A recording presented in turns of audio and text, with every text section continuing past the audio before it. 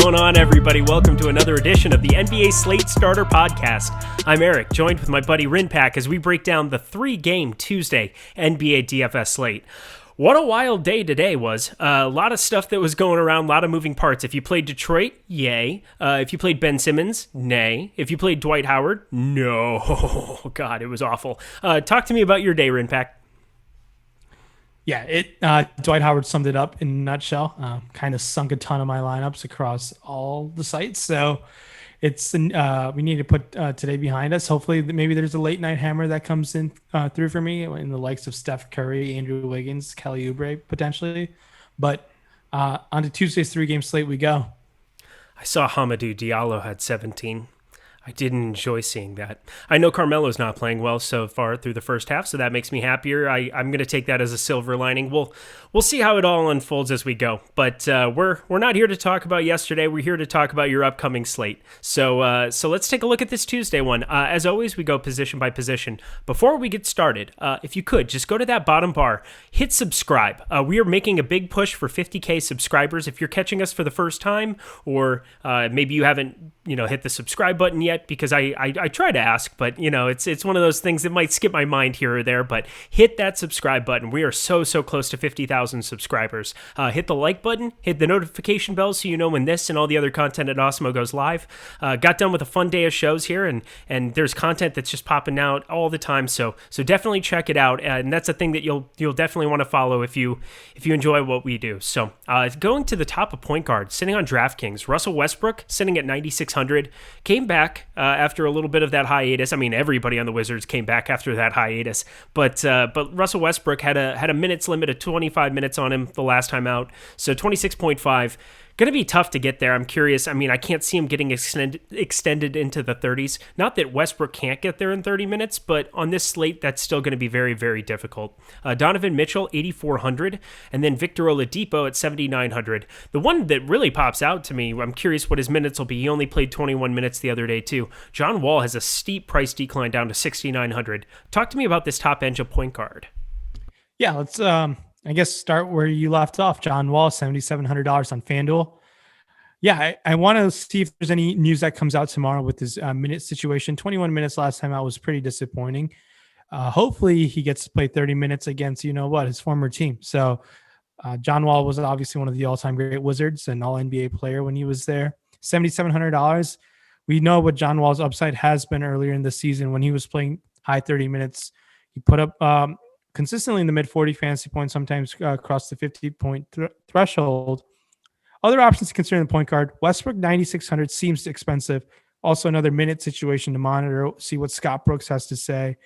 9,900 on FanDuel. I'm kind of off of that, but you're going to have to pay up somewhere on tomorrow's short slate. Trae Young, 10,600. He's questionable right now. So we need to monitor that situation as well. On DK, very nice price tag, $9,100. I'll be pretty excited to play Trae Young there against tomorrow's depleted Clipper team. Donovan Mitchell, $8,400, who has point guard eligibility versus the Knicks. We have to definitely have that in play. He's been very impressive the last couple times out after Shaq kind of called him out. So maybe he's playing with a little bit of chip on his shoulder. We don't know. But $8,400, we know what Donovan Mitchell's upside can be. But he's playing against a pretty solid New York Knicks defense. So this is where we're at in 2021.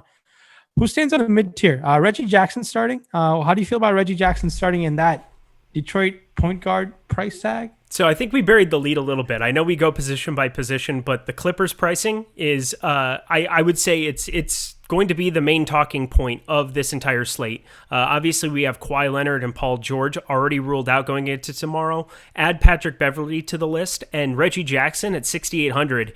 Don't let the sticker shock get to you. I don't think it'll get to many people tomorrow once they see how they project out, but Reggie Jackson starting, playing 32, 34 minutes. Obviously, there are some other guys that can pick up minutes between Lou Williams, who I expect to be another popular piece, but he's over at shooting guard there. I guess he's point guard down there too at 5,800. He's going to be another guy on DraftKings that I see a lot of people going to. It's just going to be hard to get away from some of these Clippers values. At least props to the sites for taking a strong stance and increasing those numbers, because this slate would be insane to play if you had a regularly priced $3,600 Reggie Jackson. So I'm enjoying seeing what they did with these Clippers pricings, but it's going to be tough to like find exactly which directions to go. It'll be come down to like ownership, who's going to be popping out of that group of guys. Lou Williams, he's been awful this year, but now you're looking at a pace-up spot in Atlanta. I mean, he just played 14 minutes against OKC. I mean, he's just been, I don't think he's had maybe one outing. I see 2 outings over 30 fantasy points over on FanDuel. So over at 6,000, he's point guard eligible there too, or only point guard, excuse me. So I'll have some interest there. Talk to me about your preference. Do you prefer Reggie Jackson or Lou Williams? Man, both those price tags on FanDuel are pretty high, and even on DK. Man, I'm looking to potentially find the salary to pay up for guys who I know who have performed well at their price tag all year long. One of those two might be good, but there's going to be other options at other positions to consider in Terrence Mann, Luke Kennard. We're going to have to keep an eye on that starting lineup situation. We'll see what Ty Lue ends up doing. I do expect Reggie Jackson to start. It wouldn't shock me if Kennard or Terrence Mann get the other starting positions as well, along with Batum. But it's going to be an interesting starting lineup to see what the Clippers really roll out without their 2 mega studs. Yeah, unfortunately, that's the first game off the bat. So however that starting lineup comes out, we're gonna know before tip. So I'm excited to see what Ty Lue has in store for it tomorrow. I mean, it's not like they're super shorthanded, but they are missing like 3 starters. So that's going to be a very, very intriguing spot to see where to go. I think that's about it for me at point guard. Obviously, there'll be some concerns over the Trae Young situation. If he ends up being out, 4,800 now is Rajon Rondo's price tag. Not nearly as fun as the 3,500 that I slammed in the other day when I just randomly said that he just wasn't going to play on Sunday, and sure enough, that happened. But we have some interesting price tags coming up on Atlanta Hawks later on here too. But before we get to that, take a looking at shooting guard sitting at the top end on FanDuel. We've got Bradley Beal 10,300. There's really not a lot to say other than Bradley Beal's been very, very good this season. Only 32 minutes against San Antonio, but that's fine at this point. You got to use your money somewhere. And FanDuel, again, I keep wanting to talk about Clint Capella so bad. I'm holding back. We're going to wait for center. But sitting at shooting guard, Bradley Beal 10,300, a good use of your money. Moving down to Victor Oladipo, 8,800, another just price tag that jumps off. I mean, this is really just a day where it's like, wow, to some of these price tags. It's going to be really fun to like break down, even just for like a 3-game slate, to figure out where ownership's going to go and where we might want to go based on some of these tags. But 8,800 is a hefty number, but as long as Christian Wood were to be sitting out, and he's doubtful, it sounds like, I feel like Victor Oladipo 8,800 isn't that crazy. And finally, there's a big jump down to Jordan Clarkson at 6,000 and Luke Kennard at 5,500, who, if he's starting, I could see being popular as well. Talk to me about the top end of shooting guard. Yeah, Bradley Beal. We saw him, the Wizards team, just come back from a hole from the health and safety protocol issue the team was facing with. He was all right, but Beal, you're going to like in a short game slate just because we know what his upside can be. And when a guy is taking north of mid-20 shot attempts against this Houston team, you're going to have a ton of interest.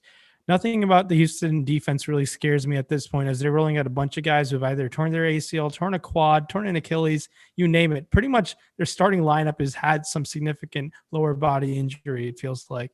Bradley Beal, 9,900 on DK. What's he coming in on FanDuel? Like you said, 10,300. I like that quite a bit.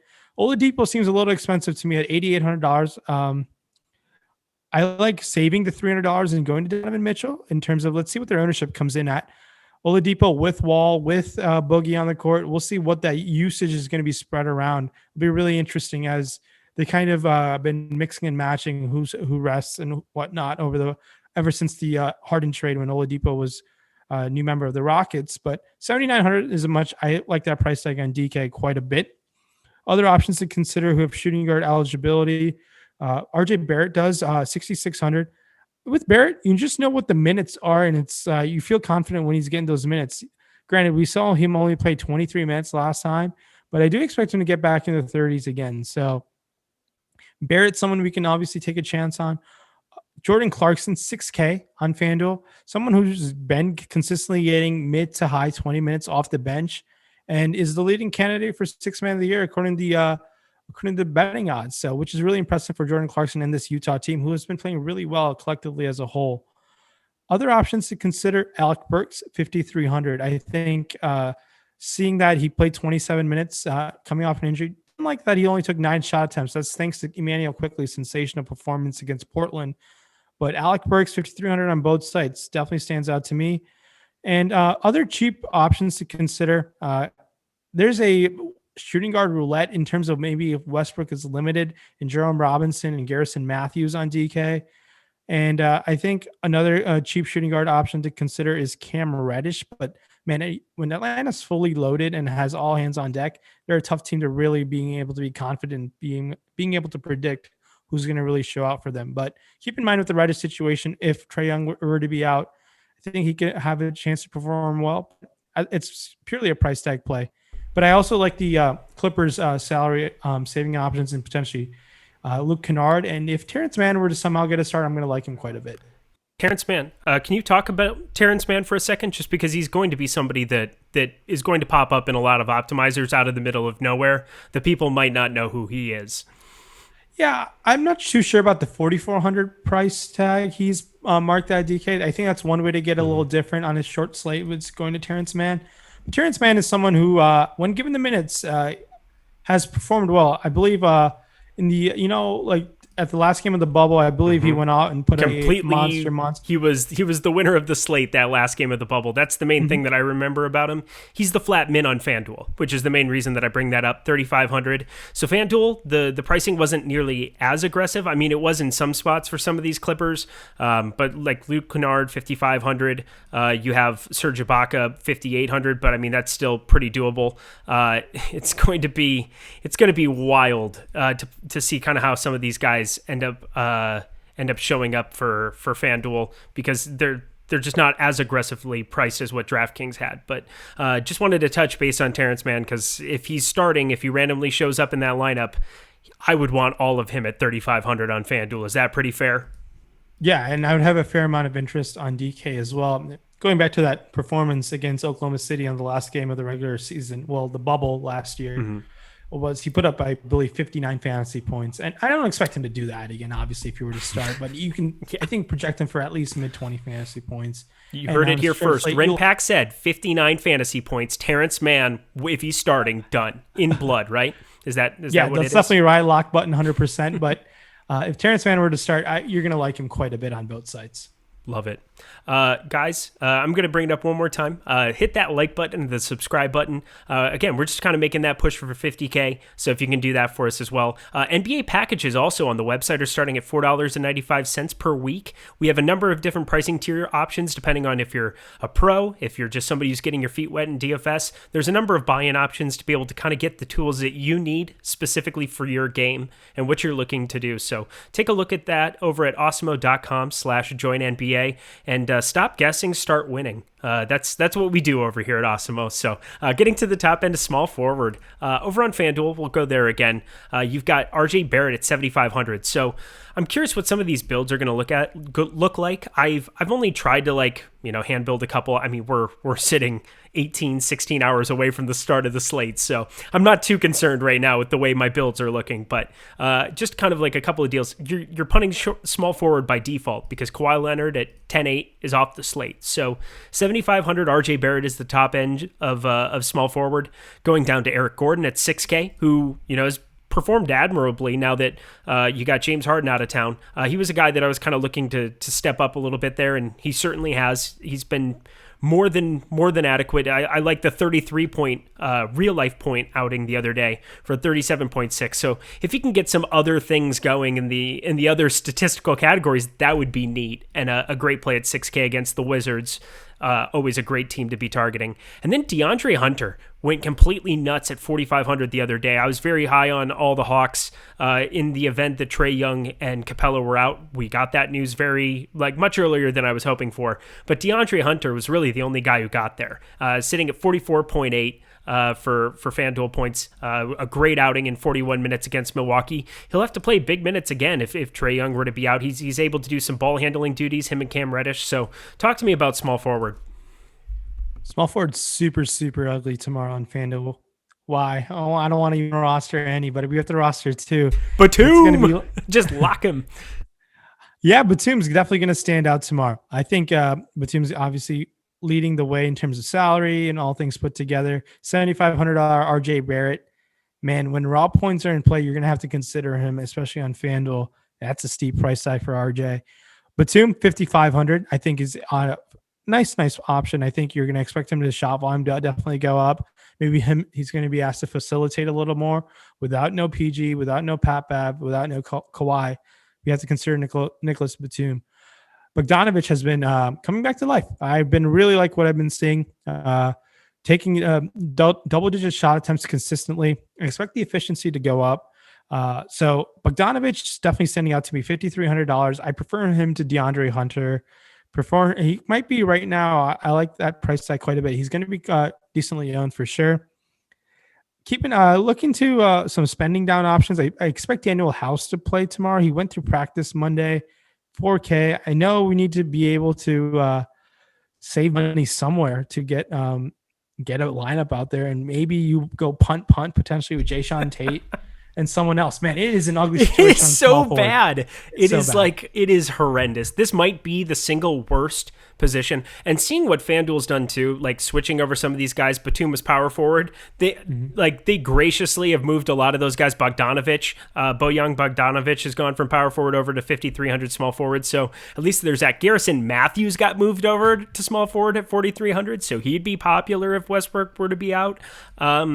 My Lord, what a place. I like the Kevin Porter Jr. randomly sitting there. I love playing guys at an absolute unknown spot. Like, I'm not saying that this is like my plant a flag in it, like jam him in, whatever. But 3,900, Kevin Porter, he's able to kind of put up some fantasy numbers in the past. I mean, not anything spectacular, but like I'm happy to on such a terrible position. I'm happy to take some shots on it down there. The one thing I'm curious about, and I'm asking you because I'm not sure, and you are probably the sharpest basketball person that I know. I'm just throwing that out there. I think the results speak for themselves. So 3,800 Jayshawn Tate. Any interest? I know those minutes just kind of disappeared the other day against Dallas. Was there anything that happened there specifically? Is there any interest you have there? Yeah, I'm gonna we'll see what happens with that starting lineup with everyone back. I mean, Wall, Oladipo, Boogie is going to be there. I'm going to be curious what they do with the 3 and the 4 tomorrow. Jayshawn Tate, you're just going to have interest because you're going to have to roster 2 people on FanDuel.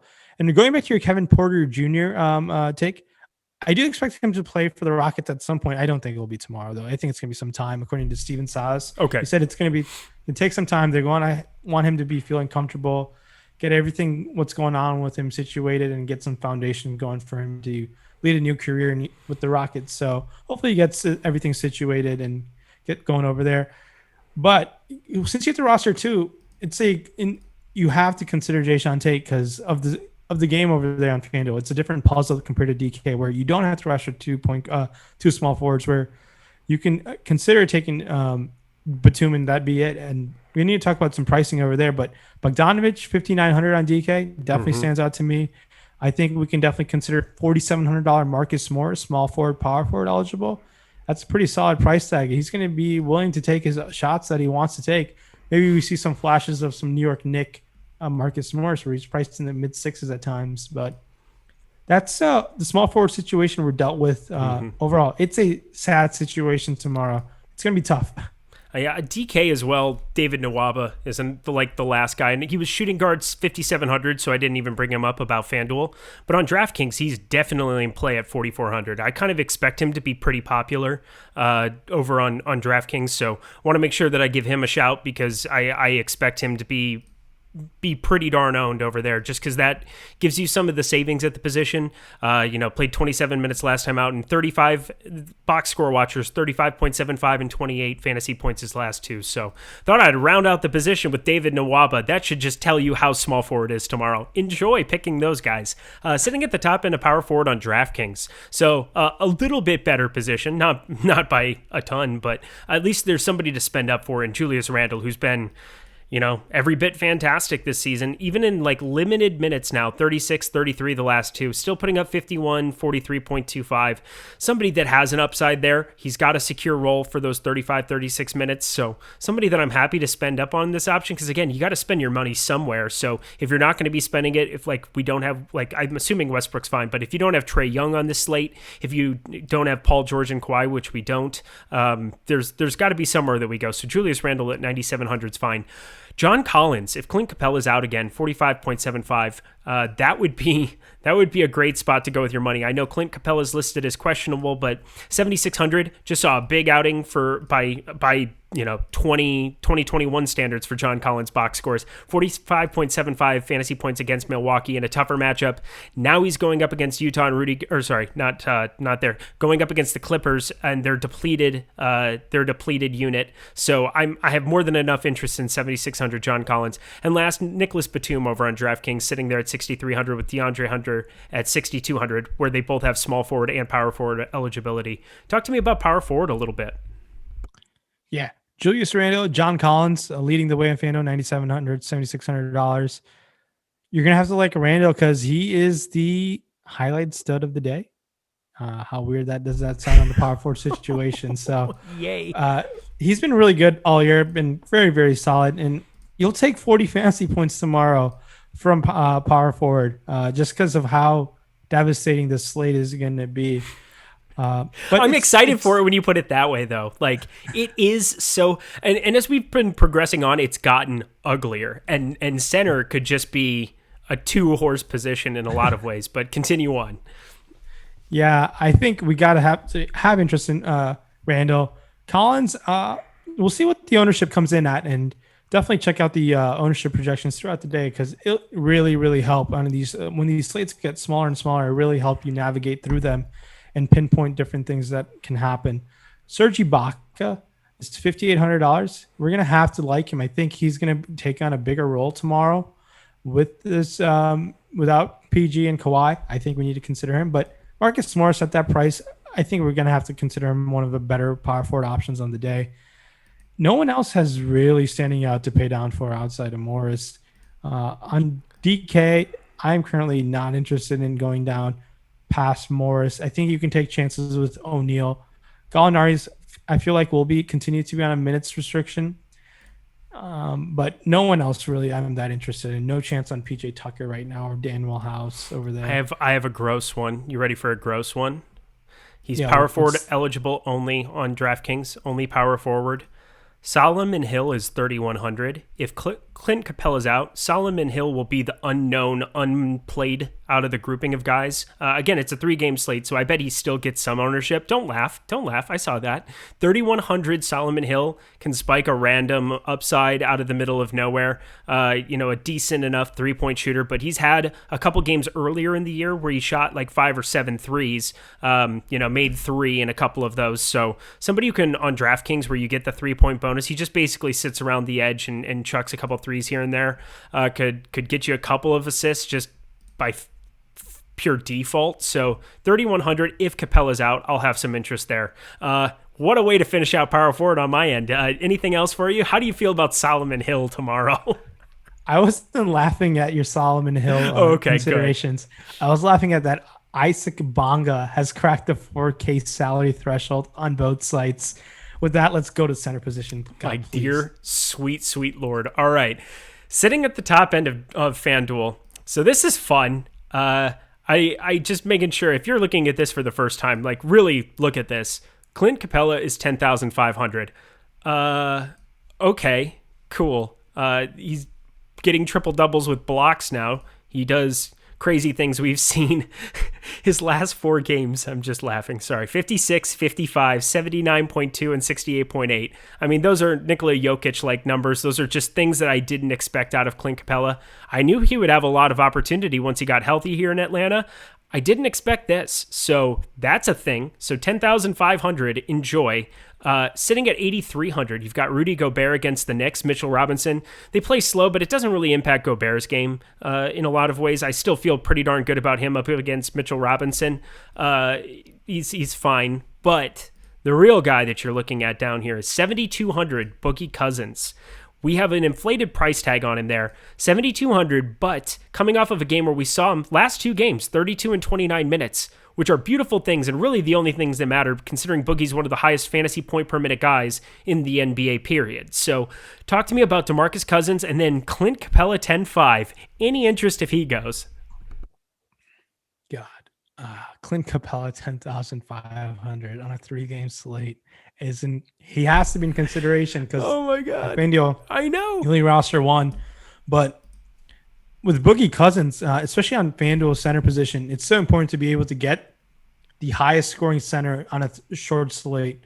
And Boogie Cousins can be just that if you were to get mid 30 minutes against this pretty woeful Washington front court. I don't see the likes of Robin Lopez, Alex Len, Jordan Bell slowing him down whatsoever. Hopefully, Boogie gets to ride. We'll see how that ends up going because, look, all hands are on deck for Houston tomorrow. Oladipo, Gordon, John Wall, they're all there. It's going to be really interesting to see how that ends up playing out and who gets the shots and whatnot against this really, really bad Wizards defense. I'm looking down here at the bottom 6K? Too. So let's talk about it this way, just because we've got a little extra time. We're only at 26 minutes here so far. Is there anybody underneath Boogie Cousins other than Mitchell Robinson? We'll put 5,800 Mitchell Robinson on FanDuel specifically, where you're only playing one center. Would you have any interest in shares of somebody else beneath that? Period.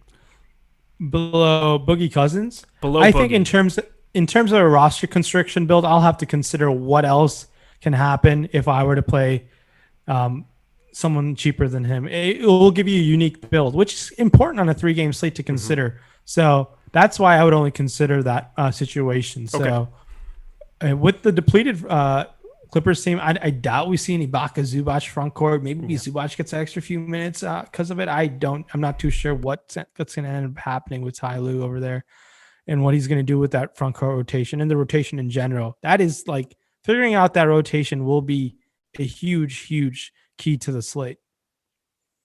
And it's first game off the bat for us. I'm looking at any other center. We saw Alex Len play 20 minutes. Kongwa for Atlanta ended up in the starting lineup the other day. So if Capella's out, he's 4K as well. Problem is you're not getting that many minutes over there. Over on DraftKings, Kongwa is 3,200 and Len's 3,300.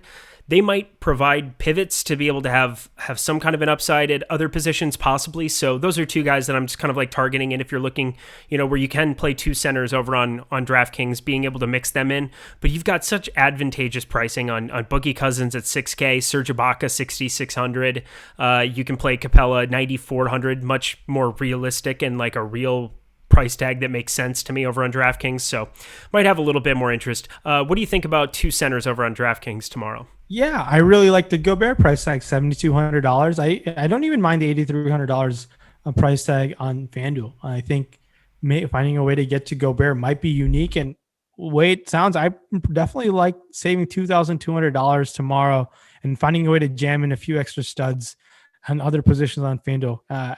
Capella at 10,500. Man, if he's going to go out and put up another triple-double with blocks, I guess I'll just have to live with that, but I can't believe that's going to keep on happening. I will take the under on, I don't know, less 55 fantasy points tomorrow, hopefully. Ooh. But he's gone 54, 54, 76, and 63. That is more impressive than maybe a Harden line or Damian Lillard line. It's been really, really impressive what Capella has done the last 4 games out. It's crazy. Enjoy, everybody. That's all I think we got for today. Kept it under a nice tight 30 minutes. Fun 3-game slate. Any parting thoughts for the people? Yeah, it's a 3-game slate. Check out at Awesemo NBA for all the news throughout the day. We'll have some free content for you guys to check out some of our free tools. So we want some people who want to experience the products. Check out the free tools at the Awesemo NBA Twitter handle. And hit the subscribe button, the like button. All of that is really appreciated. Thank you so much yet again for tuning in. Yeah, we've got a great following. We've got a great group of people. We appreciate all your nice comments, all the nice things that you guys have had to say, and we just looking forward to putting out the best product we can for you, something that can be useful going into tomorrow to just get your research started, to get your process going. So it never hurts to have one of the best in the business in RenPack being able to provide you with the bulk of the thoughts. So I'm glad to be along here for the ride. So with that, that's all we got for today. We'll catch you back here tomorrow for Wednesday's bigger slate, but should be a fun one tomorrow. Go Clint Capella. We'll see you later.